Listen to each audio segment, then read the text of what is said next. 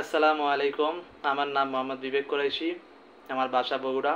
আমি বগুড়া বার থিঙ্ক ট্যাঙ্কের সভাপতি। আজকে আমরা কথা বলবো কম্পিউটার ভিশন নিয়ে। বক্তা ফেইলি কম্পিউটার নিয়ে অনেক কথাই বলেছেন, যে কম্পিউটারকে ছবি দিয়ে কিভাবে শেখানো যায়, কীভাবে কাজগুলো করা যায়। ছবি তোলা কম্পিউটারের জন্য সহজ, কিন্তু ছবির মধ্যে কী আছে তা বোঝা কঠিন।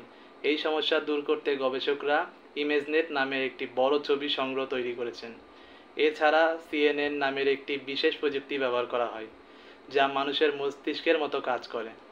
এসবের মাধ্যমে কম্পিউটার এখন ছবি থেকে বস্তু, মানুষ ও কার্যকলাপ চিনতে পারে এবং ছবির ঘটনা ব্যাখ্যা করতেও পারে। এই প্রযুক্তি চিকিৎসার, স্বয়ংচালিত গাড়ি এবং দুর্যোগ ব্যবস্থাপনায় সাহায্য করেছে। বক্তা মনে করেন, ভবিষ্যতে মানুষ ও কম্পিউটার একসাথে কাজ করলে পৃথিবীকে আরও ভালোভাবে বোঝা সম্ভব হবে। ধন্যবাদ।